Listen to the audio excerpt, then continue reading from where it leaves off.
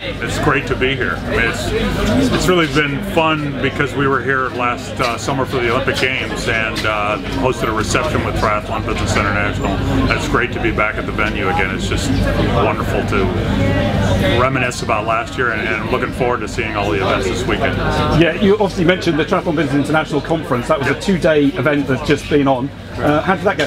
I think it went great for the first time there's ever been a global triathlon conference, and we had some great names. I mean, Chrissy Wellington, Andrew Messick, Felix Walksoffer. We had Marcel Casado that came over to finish off the conference. I don't think it could have went better. It was great.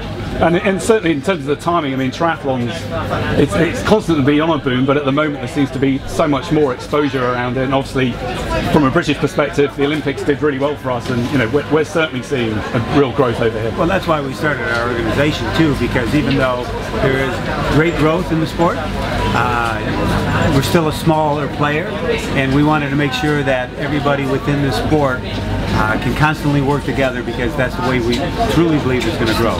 Swim, bike, and run, no matter what the distance, no matter what the event, no matter what the venue, a great venue like this, we want to make sure that the industry leaders and the people who produce the bikes and the people who put on the events, and everybody is on the same page when it comes to the growth of the sport, and that's why we do it.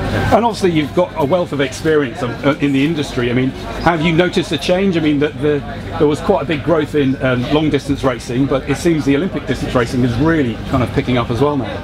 It is, and with the Olympics here in London and the job they did, one of the best things I've ever seen in my life in the sport of triathlon was here last year. It looks like they're duplicating it here now, and it does. It'll draw more people in, and that's all we need to do is get their foot in the door, get their toe in the water, let them be exposed to this great sport, and then what'll happen is they'll get hooked on it. We know that. We've seen that over the years, and Jack and I both have had people come up to us and go, "Oh my gosh, it's like a religion. It's a part of my life." But we've got to get them in the door. We've got to draw them in, and this is the perfect way to draw them in. Well, and the thing that I would go to mirror what Mike said is the accessibility that now is in the sport. I mean, you could start at literally there are super sprint distances, very short distances, all the way up to Ironman races. So there's entry points at every level, and I think one of the great things that we've seen by some of the demographics we've looked at is, I just had somebody with our Los Angeles Triathlon that's in 2 weeks wants a 90 to 94 age category, Bill Bell.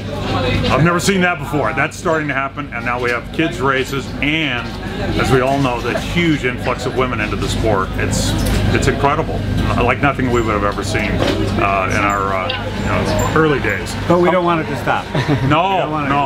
Well, we seem to be being spoilt. I mean, as well as the age group race obviously growing, I mean, the elites seem to be putting on some great performances. I know on Saturday and Sunday we got both a men and women's race. They're super excited. We're just hoping one of the Americans does pretty well this weekend. We've had some challenges, but we've got a great woman, Gwen Jorgensen, who's got a good shot. But last year when we were here at the Olympics watching the Brownlees and the men's race, it was like nothing I've ever seen in the sport of triathlon, and people 10 deep around Hyde Park and the Serpentine. I get chills still, again, thinking about last year. That was fun. And the way we felt about it, I mean, here we are, we're watching the British win the triathlon, but yet it's a country game. But we were screaming as loud as anybody was. Oh yeah. Because we appreciate performance. We appreciate what it's doing for the sport, to see the hundreds of thousands of people that were out here. So we were actually cheering for the sport as he was winning the gold. No doubt. And racing yourselves? I know one of you is. I'm doing the sprint race tomorrow, the open race. After seeing this venue and having the opportunity to do this, like, are you kidding?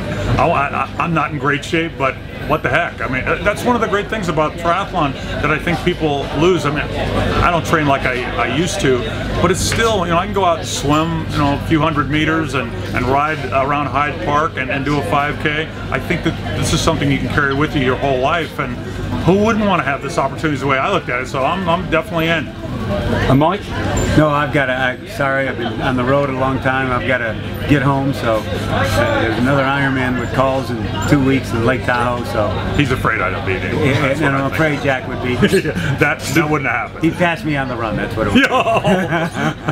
Well, it's great having you in town, and thanks very much for your time. Thank you very much.